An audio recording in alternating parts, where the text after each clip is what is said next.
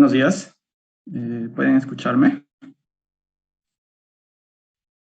Sí, sí podemos escucharlo. Muy bien, muchas gracias.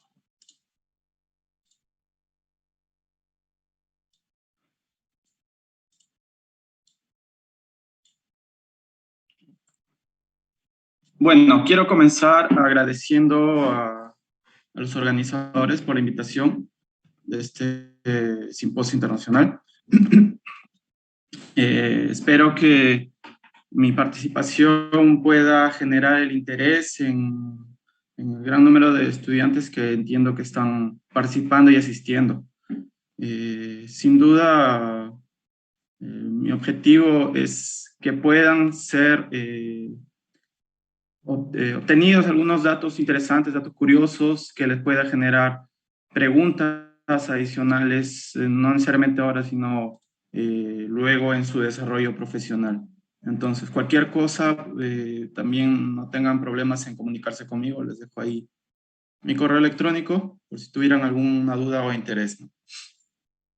Bien, entonces, la presentación que he elegido es una serie de temáticas basadas en algunos patógenos con los que he estudiado y he trabajado directa o indirectamente.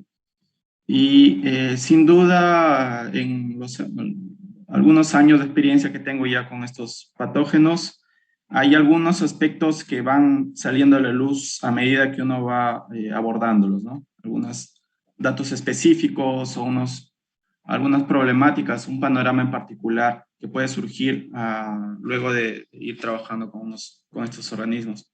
Entonces, la primera parte la primera parte del título hace referencia a la interacción entre agentes infecciosos de eucariotas, basado principalmente en virus, que es, digamos, una de las áreas que más trabajo. Y quiero generalizar eucariotas porque, si bien es cierto, todos los virus y patógenos en general pueden tener limitación en cuanto a hospederos, últimamente se sabe que la interacción es mucho más amplia, ¿no? Entonces, y de una forma particular, quiero ahondar o hacer incidencia en el efecto de virus inmunosupresores, porque es un grupo de virus que a veces son negligenciados a la hora de ser evaluados, ¿no? Y bueno, ya les mostraré con algunos ejemplos.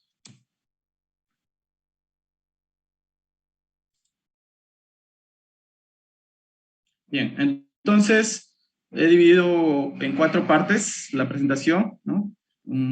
Aspectos generales de virus e interacciones virales. Luego algunos ejemplos en SARS-CoV-2, luego retículo endotelosis virus y chikungunya virus. Bueno, para comenzar, obviamente debo presentar un poco mi área de trabajo. Yo estoy trabajando hace más de 5 años en un laboratorio de ornitopatología, donde hacemos abordajes de caracterización molecular principalmente, pero también detección y identificación de organismos nuevos o emergentes o variantes, ¿no?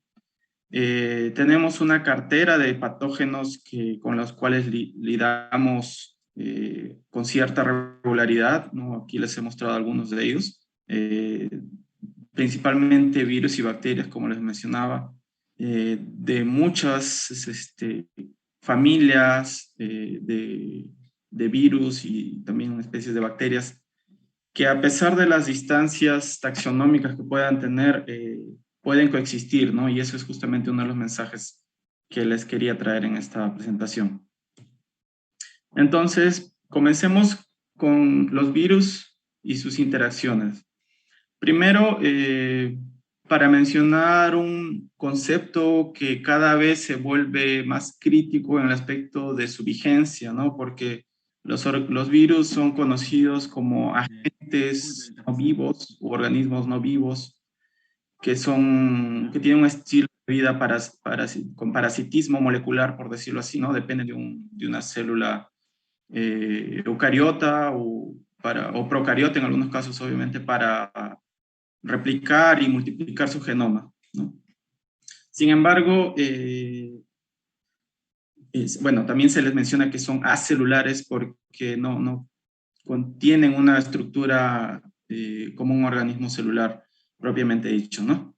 Entonces, todos estos conceptos están siendo removidos o están siendo puestos en debate debido a la aparición de nuevos virus. De repente habrán escuchado de la aparición de los virus gigantes, ¿no? Que son virus principalmente encontrados en protozoarios o en algunos... Maestro, disculpe, sus diapositivas no nos están pasando. No, estoy hablando solamente en el título. Ya está bien. Sí. Y bueno, como les decía, entonces en algunos virus gigantes que han aparecido, ¿no? en los ecosistemas para poner en duda algunos de estos conceptos, ¿no?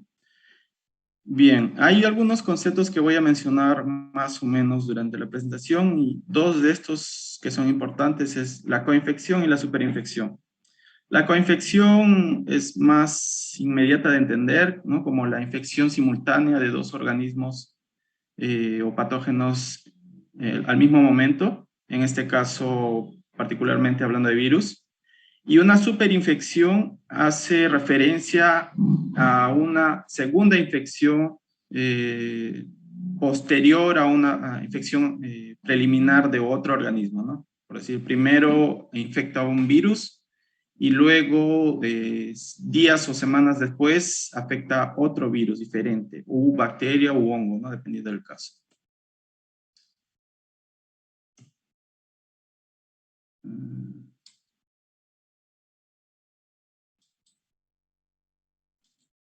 Bien. Hablando particularmente de virus, existen, según diversos tipos de clasificación, una cierta diversidad a nivel general, ¿no? Por ejemplo, una forma de clasificarlos es abordar e identificar sus genomas, ¿no? Que pueden ser de DNA o RNA de cadena simple o cadena doble, pueden ser circulares o lineales, y pueden incluso realizar transcripción reversa que les permite o forma parte del proceso de replicación, ¿no? Yo afortunadamente he tenido la oportunidad de trabajar con al menos uno o dos organismos de cada uno de estos tipos y a pesar de la complejidad que pueda parecer tanta diversidad de genomas, en realidad la visión tiene que ser más amplia, ¿no? Porque existe un comportamiento particular, epidemiología, etcétera. Y obviamente estos organismos o estos agentes están como parte de los ecosistemas, son sometidos, como todos los organismos superiores, también a los procesos evolutivos, ¿no? Y a las fuerzas de evolución que existen en el medio ambiente, ¿no? Entonces tenemos también procesos de selección natural e incluso artificial, las mutaciones y las recombinaciones, que son eventos mucho más frecuentes de lo que sucede con eucariotas, los rearreglos también otro mecanismo de generar variabilidad y diversidad, que es una de sus fortalezas, digámoslo así, uno de sus importantes para adaptarse y resistir a nuevas condiciones, ¿no? Y luego, evidentemente, otras características, ¿no? Como el papel del tamaño poblacional y procesos evolutivos como deriva genética, ¿no? Entonces, para continuar estas ideas, uno está acostumbrado a relacionar a un virus con una enfermedad. Podemos tener ideas que existen muchos patógenos en un organismo y esto ha venido a la luz, se ha enriquecido mucho más con la llegada de los métodos de secuenciamiento masivo y algunos métodos específicos, ¿no? Por ejemplo, la virómica o metagenómica viral, que es un método para optimizar la cantidad de virus que van a ser secuenciados y a raíz de esto uno puede determinar o identificar una serie de cientos de especies o hasta miles de especies dependiendo de la muestra en un solo organismo, ¿no? Entonces, esta gigantesca complejidad nos hace pensar y darle la importancia a los mecanismos de interacción entre ellos, ¿no? Porque un patógeno puede predominar o ser el causante de una manifestación clínica, por ejemplo, pero sin duda la presencia de los otros va a afectar de alguna forma también todo este desarrollo, ¿no? Entonces es un concepto, una idea que no podemos dejar pasar. Y bueno, como les mencionaba, la gran diversidad y los nuevos datos que se han conseguido a partir de estas técnicas es identificar fuera de los virus más o menos ampliamente conocidos, identificar nuevos virus de tamaños de prácticamente de bacterias, incluso mayores a bacterias. Esta es una bacteria promedio, sin embargo hay bacterias más pequeñas que pueden ser menores a los fitovirus o a los mimivirus, ¿no? Que son los virus gigantes que les mencionaba. Entonces, como un ejemplo, uno de los trabajos o de las muestras que hemos intentado identificar nos da un listado de virus. Aquí solo muestro una de las tantas páginas que se pueden generar. Doctor, buenas, disculpe la interrupción. Sí, estamos teniendo problemas porque solamente vemos el inicio de sus diapositivas, ¿no? Entonces, no sé si podría recompartir en pantalla completa, por favor, porque no está avanzando la presentación. No se están viendo las demás diapositivas. Ah, ok. Sí, por favor.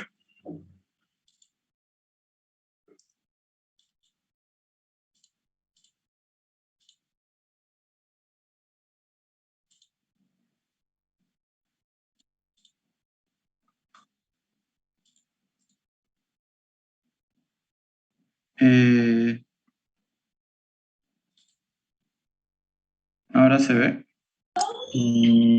No, sigan la misma. No puede, no avanza, no se ha proyectado todavía. Por eso. No se ha proyectado. Se mantiene en la misma que está, ¿no? De repente si ponen screen, donde es para toda la pantalla, ahí probablemente sí ya podría salir normal, porque eso a veces pasa. Entiendo. A ver.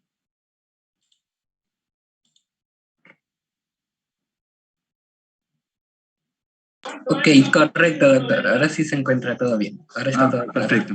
Muchas gracias. Vale. Gracias también por avisarme. Bien, entonces este es un slide de un ejemplo específico, ¿no? De una de las muestras que hemos trabajado, en la cual podemos evidenciar la presencia, como les mencionaba, es una de las páginas nada más de lo que nos revela una muestra, ¿no? Y podemos ver una gran cantidad de virus y obviamente para quien más o menos ha escuchado alguno de estos, algunos que están aquí son bacteriófagos, ¿no? Es una muestra gastrointestinal, entonces obviamente existe una gran cantidad de organismos vivos en esa muestra. Sin embargo, para intentar de hacer asociación a una patología, y llegamos a intentar identificar algunos patógenos en particular, ¿no? Que podrían estar asociados a cierta patología, ¿no? Por ejemplo, yo les he sombreado en verde y amarillo un par de grupos de virus que están asociados a inmunosupresión y a problemas gastrointestinales. Estos virus, esta muestra es de aves. Sin embargo, un concepto, una idea general que quiero también mencionarles es que existen siempre algún equivalente entre animales humanos, generalmente, obviamente por la proximidad en cuanto a la rama de los eucariotes, ¿no? Entonces, siempre es interesante ver o evaluar el comportamiento de algunos de estos virus en diferentes hospederos, ¿no? Se pueden hacer analogías, nos permite identificar o predecir algunos comportamientos de repente desconocidos. Esto Particularmente lo hemos visto quienes trabajamos, por ejemplo, con coronavirus, veterinarios, hemos visto algunas características en la epidemiología de SARS-CoV-2, por ejemplo, que parecen novedosas en humanos, pero algunas particularidades ya hemos visto en los coronavirus veterinarios, como le mencionaba, ¿no? Y esto es importante porque sí, sirven como modelos, sirven como ejemplos o ayudan, ¿no? En el tratamiento, en cómo abordar un problema, ¿no? Como es el mencionado. Bien, este slide creo que es uno de los más interesantes en el aspecto conceptual, por el hecho de que he sumarizado varios mecanismos de interacción entre virus y que muchos de estos conceptos los voy a desarrollar o, bueno, abordar a manera de ejemplos en los slides siguientes, ¿no? Entonces, sí, que puedan intentar imaginar cómo es que esto está sucediendo, ¿no? Entre los mecanismos de coinfección viral o interacción viral tenemos, en primer lugar, no podía ser otro, la interferencia viral, ¿no?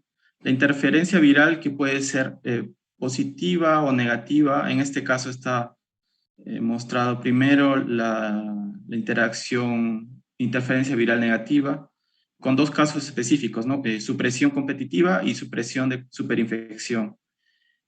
Supresión competitiva es cuando uno de los dos agentes virales se ve reducido en su capacidad replicativa debido al otro, ¿no? Esto es digamos, por las vías que se están activando, algunos tienen mayor capacidad replicativa y eso por competencia de recursos, metabolitos, acaba opacando, enmascarando la replicación del siguiente. En el caso de supresión de superinfección, como le mencionaba también, ¿no? Cuando llega un agente luego de una infección de otro y ya no existen los recursos suficientes, también existe una disminución en sus tasas de replicación, ¿no? Todo eso afecta, ¿no? Eh, la proliferación del segundo virus. El segundo caso es interferencia por virus vivos atenuados. Un ejemplo clásico es la vacunación, pero puede ocurrir también, digamos, no es un concepto medio creado, o que sea una especie de vacunación natural, ¿no? Cuando uno está sometido, por ejemplo, a algún virus respiratorio que nos causa cuadros bastante leves, puede llegar a protegernos cuando un eventual virus, por ejemplo, de la misma familia, pero que sea más patogénica, nos infecte, ¿no? Ya puede reducir también el cuadro, la severidad. La replicación viral favorecida es el caso contrario a la interferencia, ¿no? En este caso, existe o puede existir un aumento más allá de lo normal del segundo agente infeccioso, ¿no? Luego tenemos la persistencia viral, cuando un virus puede permanecer en el organismo del hospedero por muchas semanas, incluso hasta meses, ¿no? O casi de por vida. Esto se debe a varios mecanismos, entre los cuales se puede mencionar la inmunosupresión, por ejemplo, ¿no? Como forma general. Luego existe también modulación de la muerte celular, ¿no? En el cual alguno de estos virus puede evitar la generación de apoptosis o la muerte celular para proteger y permitir que se puedan multiplicar, ¿no? de manera adecuada. Y luego existen algunos casos donde se puede alterar el fenotipo viral, ¿no? El cuadro clínico puede cambiar en severidad, pero también puede cambiar en manifestaciones, ¿no? Puede generar de repente algún tipo de daño secundario o no tan evidente, como puede ser de riñones, daño hepático, que a veces, por ejemplo, no se puede evidenciar de manera normal, ¿no? De un comportamiento normal de un patógeno. Eso lo vamos a ver también un ejemplo después. Bueno, la severidad también, como le mencionaba, puede afectarse. Cuando hay coinfección puede aumentar o incluso puede disminuir, ¿no? Es una cosa que depende de qué organismos están interactuando. La epidemiología también, ¿no? Porque si existe algún cambio en la severidad o en la tasa de replicación, obviamente su tasa de dispersión también va a aumentar o disminuir, ¿no? Y su adaptación a nuevos climas o nuevos hospederos también le puede permitir un cambio en el comportamiento y la dispersión, ¿no? La epidemiología. Y el último caso es el tema de evolución viral. Evidentemente, cuando existe una coinfección de organismos próximos, ¿no? Por ejemplo, diferentes coronavirus o diferentes virus de influenza, de diferentes genotipos, al estar simultáneamente infectando un hospedero, pueden generar la creación de un nuevo variante o un nuevo organismo, o hasta un nuevo genotipo, ¿no? Porque, bueno, como los procesos de replicación, todos son intracelulares y todos son dentro de una célula, pueden estos intercambiar el material, ¿no? De una manera más fácil. Entonces, de manera general, simplemente para resumirles que cuando hay una infección en un cierto tejido, estas infecciones de virus pueden alterar el sistema inmune, puede activar o inhibir el sistema inmune y eso puede permitir que otros organismos, incluso más distantes como bacterias u hongos, puedan aprovecharse de la inmunosupresión o de la disminución del sistema inmune, la regulación del sistema inmune. Como ustedes saben, también existe un balance entre activación y regulación del sistema inmune, lo que acaba siendo un juego, ¿no? de pesas, ¿no? Para ver si el sistema inmune está activo y qué tan activo está. Y esto obviamente permite la infección de otros organismos en algún momento, ¿no? Y anatómicamente también el daño de tejidos, daño físico, eh, genera unas alarmas, ¿no? Que puede mover de alguna forma la maquinaria del sistema inmune para ciertos órganos en particular. Y esto hace que el comportamiento de los virus, por ejemplo, o cualquier agente infeccioso pueda estar sometido a prueba, ¿no? Bien, entonces voy a comenzar con SARS-CoV-2. En este caso, he cogido una serie de estudios y datos básicamente para ilustrar cómo es que existen ciertos tipos de interacción o coinfección, ¿no? Para no ver de manera muy simplista cómo tratar al SARS-CoV-2, ¿no? Como si fuera el único patógeno que está circulando en el mundo, ¿no? Ya nos hemos olvidado que existen otros virus y patógenos tan dañinos o más dañinos que él, y esto es sin duda a tomar en cuenta, ¿no? Para tomar las precauciones. Por ejemplo, en estudios de metaanálisis, que son de los que voy a principalmente mencionar, existen evidencias, ¿no? Que existe mucha coinfección con otros organismos patogénicos. Ya no estoy hablando de que haya coinfección con otros virus, ¿no? O otros agentes infecciosos, sino que no solo son esos, sino que son patogénicos también. Esto es uno de los factores que nos llevan a ver por qué puede haber tanta variabilidad en la severidad, en el tratamiento, ¿no? Entonces, principalmente vamos a ver bacterias, perdón. Principalmente vamos a ver bacterias, entre las cuales destaca Mycoplasma pneumoniae, por ejemplo, llegando hasta más de 40% en casos de coinfección. Pero existe una gran cantidad de bacterias y hongos, y por otra parte también virus, principalmente respiratorios e inmunosupresores, que nos llevan a tomar con pinzas, ¿no? Cómo se puede llevar a hacer el tratamiento, cómo se puede llegar a hacer el diagnóstico.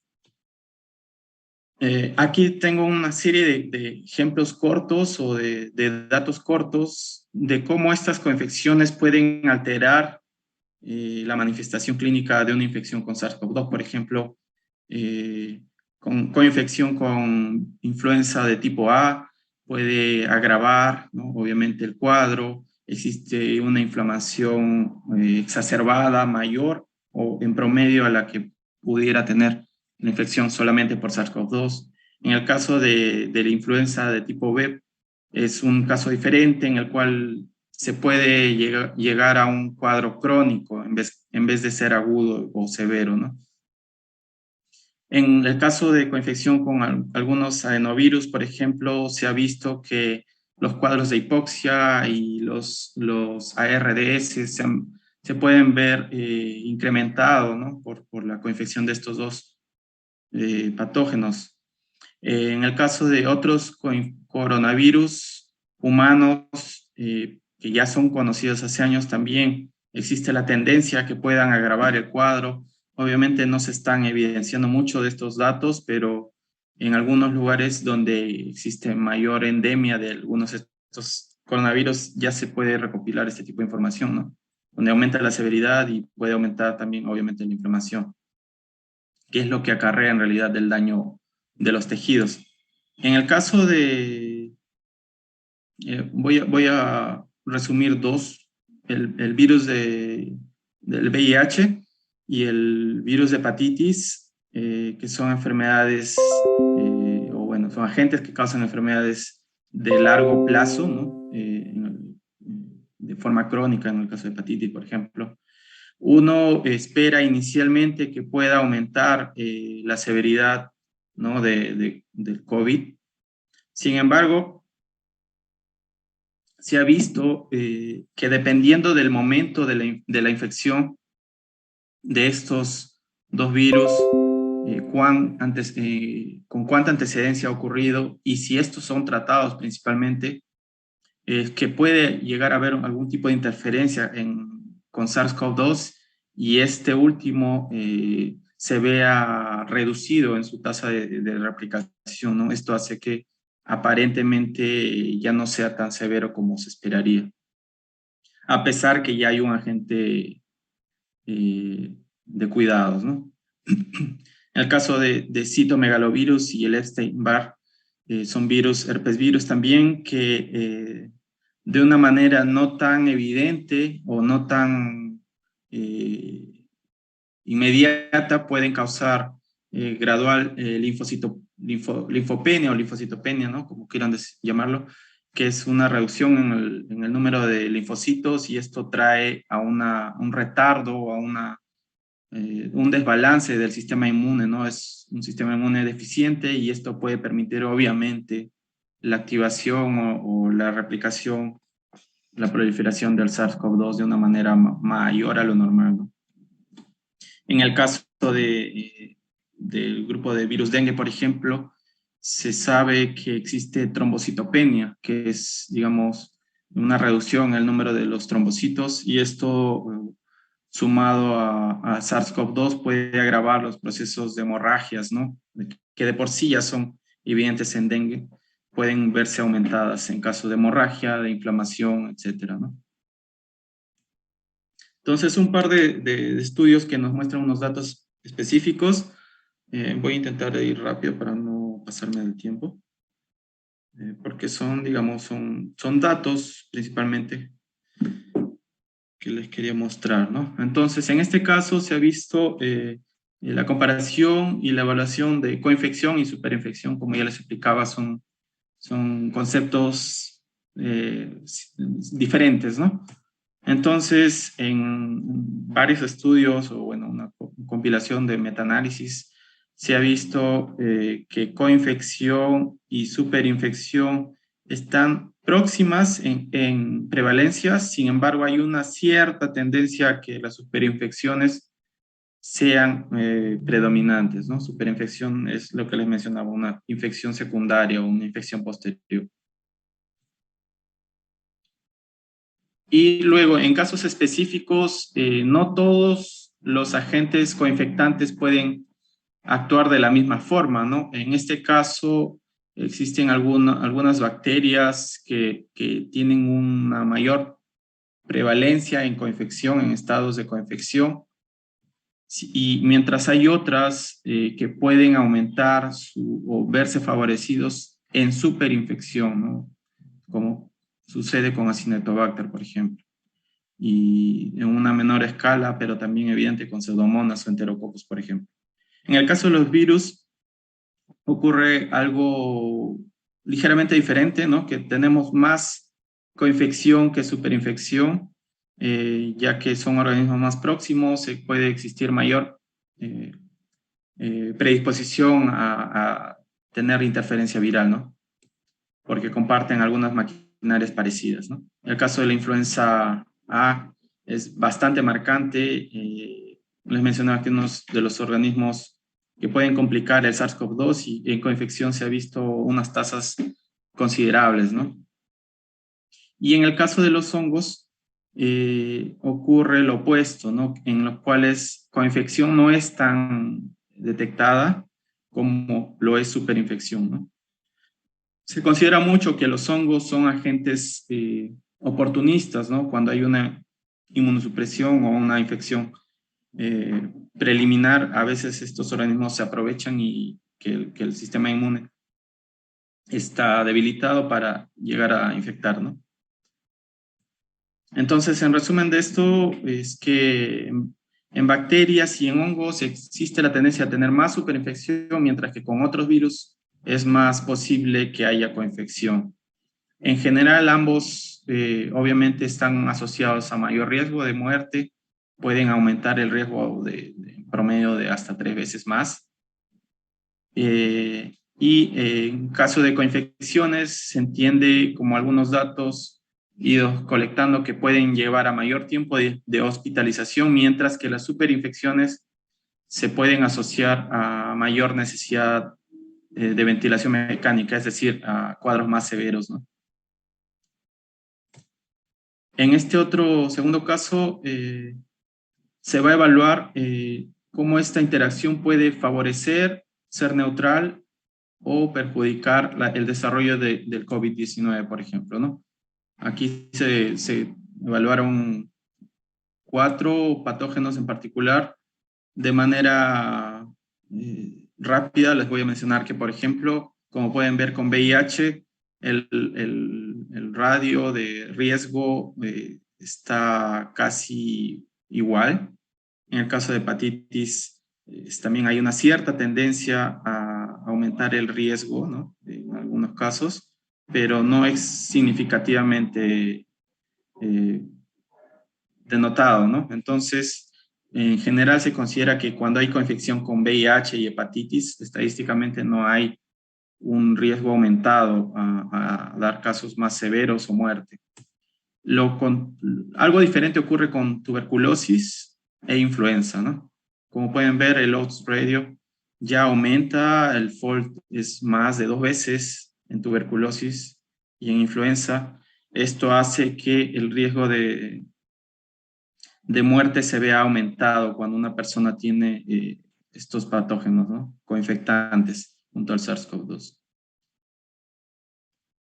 Bien, entonces, en resumen de esto, simplemente para mencionar que TB aumenta el riesgo hasta en 2 veces, lo mismo o algo parecido sucede con influenza, mientras que VIH y hepatitis, por ejemplo, no muestran un cambio significativo.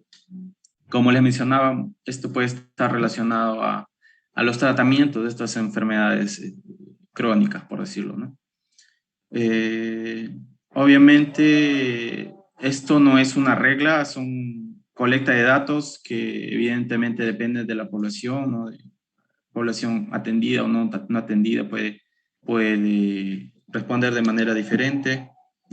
Y de manera preliminar, como les iba mencionando, el caso de dengue, que es más incidente en países tropicales, sí aumenta el riesgo por el hecho de hemorragias, ¿no? pero la data todavía necesita ser demostrada, ¿no? Con números, ¿no? Eso es lo que probablemente ya se van a ir generando en las próximas fechas, ¿no? Bien, voy a pasar a dos casos de virus aviares con los cuales he estado trabajando en los últimos meses y años también. El primero es un retrovirus.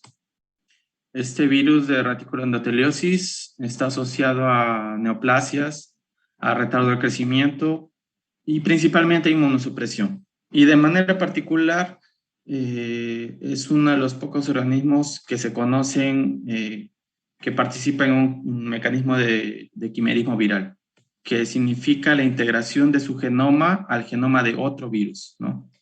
Esto le transmite, le conlleva a tener ciertas ventajas evolutivas o una economía en el sentido de evolutivo, ¿no? Porque no necesita generar tanta variabilidad para mantenerse persistente, ya que sus virus hospederos, que son herpes virus o pox virus, tienen una alta resistencia ambiental y una gran maquinaria genética que le permite ser bastante persistentes y ser bastante resistentes, ¿no? Entonces, de un caso específico, unos estudios a nivel inmunológico ha mostrado que cuando hay una infección de retículo endoteliosis en un animal, la gran cantidad de citocinas proinflamatorias, activadoras del sistema inmune, se ven bastante reducidas, ¿no? Y el caso contrario ocurre con las citocinas que son reguladoras, las que, digamos, controlan la inflamación, controlan la activación del sistema inmune, controlan también, o dirigen en todo caso a los linfocitos a polarizarse a tipo TH2, que es una activación para regular el tejido afectado, por ejemplo.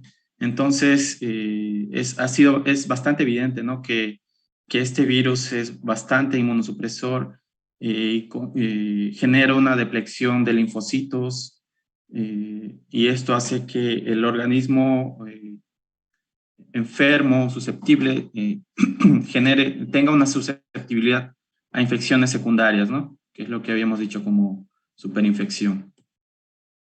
Esto lo empezamos a trabajar o empezamos a evidenciar cuando detectamos este virus junto con otro herpes virus y producía un cuadro clínico exacerbado, una tumoración mayor al promedio, una mortalidad más elevada a lo normal, y esto obviamente era una primera evidencia de que esta inmunosupresión estaba permitiendo, ¿no? esta activación.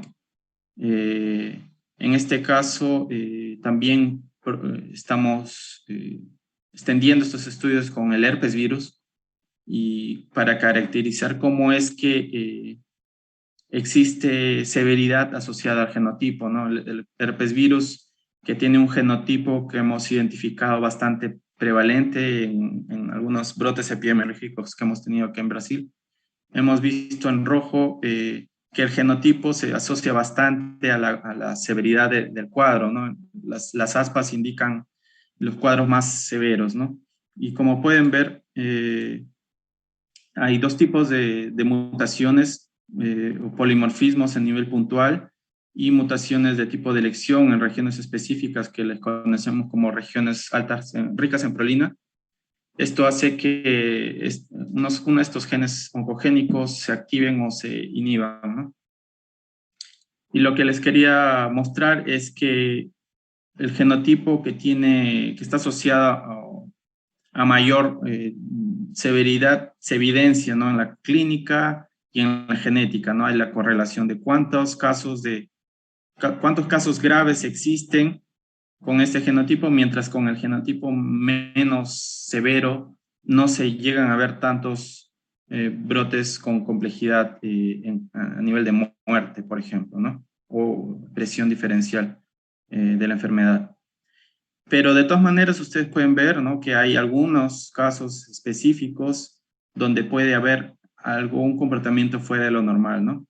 Aquí, por ejemplo, o aquí, por ejemplo, ¿no? Y esto de aquí, a pesar de que inicialmente se puede explicar por estadística, ¿no?, por prevalencia y otros factores, también es interesante porque en algunos de estos casos se ha visto coinfecciones con otros virus que pueden estar haciendo interferencia, en este caso, por ejemplo, y esa interferencia evitar la manifestación normal, o el caso contrario, ¿no?, donde hayan coinfección con virus inmunosupresores que permitan que este herpes virus sí genere un cuadro más exacerbado al normal. Luego también hemos visto cómo este retrovirus ha permitido un cambio en la expresión. Este es un cuadro atípico donde se ha alterado el tropismo. Les mencionaba en alguno de los slides iniciales que la coinfección puede permitir generar también un cambio en el fenotipo de la enfermedad, ¿no? Y este es un caso que nos demuestra esto, que no es tan común que suceda cambio de fenotipo, ¿no? Un tipo de lesión o afectación que no es común en una infección simple. Y todo esto, nuevamente, ¿no?, para destacar el papel de este virus inmunosupresor, y que también demostramos que estaba quimerizado con el virus hospedero. Esto obviamente genera una gran conservación del genoma y no existe gran diversidad por subtipos de estos genomas. Dentro de estos genotipos no hay tanta diversidad. Es un virus bastante conservado, pues no necesita variar tanto. La variación digamos así, se la deja al virus hospedero, ¿no? Y último, en este virus que les voy a mencionar, es un trabajo que estamos finalizando también, en donde nuevamente voy a destacar que ampliemos el panorama, ¿no?, cuando trabajamos una enfermedad o un patógeno. Les estoy mencionando reticuloendoteliosis, pero también hemos intentado hacer detecciones de otros virus en cuadros de proventriculitis y problemas gastrointestinales, y podemos ver que en realidad existe una gran diversidad de organismos coinfectantes, ¿no? Son prácticamente ecosistemas virales. Vemos coinfecciones de hasta 7 patógenos en simultáneo y una gran prevalencia de algunos de estos que se puede asociar a estos cuadros, ¿no? Y todos estos son patogénicos, ¿no?, de alguna u otra forma. Son reovirus, son herpesvirus. Bueno, aquí no hay herpesvirus, pero hay varias familias virales diversas que pueden interactuar entre ellas, ¿no? Y a diferencia de perjudicarse o interferirse, aparentemente son neutrales o pueden incluso exacerbar los cuadros, ¿no? El último caso, les voy a mencionar otro virus, el Chicken Anemia Virus. Es un anelovirus, es un virus circular pequeño, bastante pequeño. Los anelovirus y los circovirus son los virus más pequeños que existen en la naturaleza. En promedio entre 2000 a 2200 nucleótidos. Codifican solamente 3 genes, incluso 2 de estos genes están sobrepuestos y solamente tienen un gen estructural, ¿no?, que forma la cápside. Luego está dentro el genoma circular de cadena simple y tiene un virus de actividad fosfatasa que ayuda a la Maestro, estructuración. ¿Sí? maestro, disculpe la interrupción. Le informamos que le quedan 5 minutos para que concluya su ponencia. Muchas gracias. De acuerdo. Bien, ya voy acabando entonces. Entonces, bueno, de manera particular, unos datos puntuales, ¿no? Como esta simpleza a nivel de genoma puede traer, sin embargo, una gran complejidad os puede ser tan perjudicial, ¿no? Este virus genera la afectación, la depresión en procesos, afecta, perdón, a los hemocitoblastos, que son los progenitores o los precursores de los eritrocitos, los heterófilos, los trombocitos. Y por otra parte, incluso la línea linfoide se ve afectada cuando afectan a los precursores de los linfocitos, ¿no? Que son las células T. Entonces, afectan tantos tipos celulares que están asociados con la respuesta inmune y también con la coagulación, por ejemplo, ¿no? Entonces se ven, estos animales afectados se ven susceptibles a infecciones secundarias, ¿no? Y un caso específico, un ejemplo claro de la importancia de cómo este virus inmunosupresor de aves puede perjudicar a los humanos. A veces uno dice, bueno, son virus de otros animales, entonces no me interesa, ¿no? Pero recordemos que existen patógenos que son de amplio espectro, que infectan humanos también, incluso son de alto riesgo, por ejemplo, los casos de influenza, ¿no?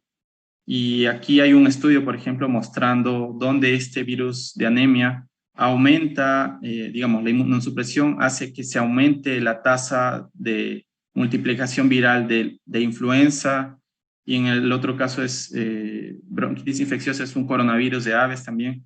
Se puede notar claramente cómo existe un aumento significativo del número de partículas virales de este agente secundario, y esto obviamente es peligroso, ¿no? Es de alto riesgo, ¿no? Porque se genera variabilidad, se genera interacción que puede llegar a generar recombinación, nuevas variantes, etcétera, ¿no? Esto lo hemos esquematizado en un estudio presentado el año pasado. Hemos hecho algunas evaluaciones moleculares.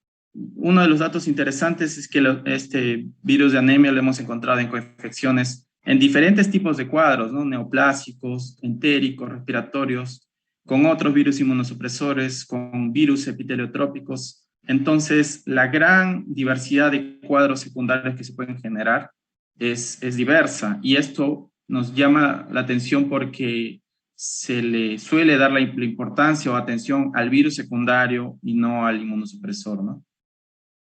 Hemos visto que este virus está generando diversidad porque no está siendo monitoreada o tratada oportunamente, y últimamente se ha visto en los últimos años cómo se fue detectando este virus incluso en animales domésticos e incluso en humanos. Esto obviamente se tiene que tomar con pinzas, no significa que somos y los organismos domésticos son susceptibles de enfermarse, pero sí estamos permitiendo una incidencia, ¿no?, de estos virus en nosotros, ¿no? ¿Esto por qué? Porque existe una gran diversidad. Las vacunas que intentan controlar el desarrollo de estas enfermedades abarcan algunos genotipos, pero hemos visto, por ejemplo, que en las zonas de Sudamérica no hay vacuna que proteja al genotipo predominante, entonces esto es un riesgo latente, ¿no? Y bueno, además estos virus, por si fuera poco, tienen mecanismos de evolución, de recombinación. Eso puede hacer cambios un poco más drásticos en cuanto al fenotipo o al escape inmunológico, ¿no? Entonces, en resumen, como pueden ver, hay muchos aspectos de riesgo en estos virus, ¿no?, que son inmunosupresores.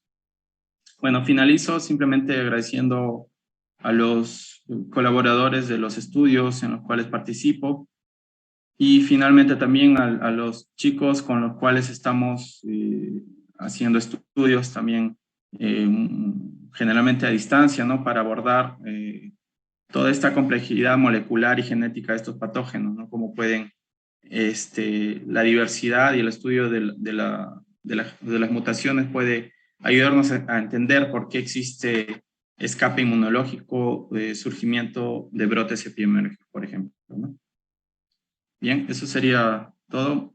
Muchas gracias. A ver si queda dispuesto a cualquier pregunta si hubiera.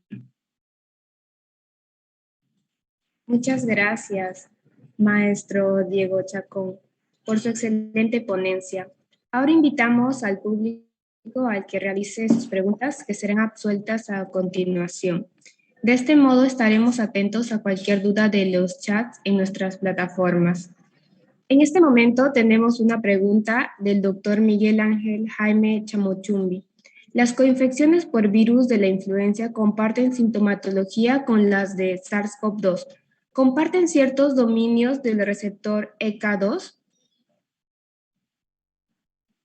No, no, no. Es el mecanismo de infección es diferente, ¿no? La sintomatología, más que la respuesta a- al proceso de infección, de cómo el organismo llega a la célula, es diferente, pero la sintomatología en realidad es una respuesta del sistema eh, del ser humano, ¿no? En realidad la fiebre es una respuesta a la inflamación, la activación de citocinas proinflamatorias que generan fiebre. Eh, el tema de los cambios respiratorios en realidad también se debe básicamente al tropismo, pero no necesariamente a los receptores, ¿no?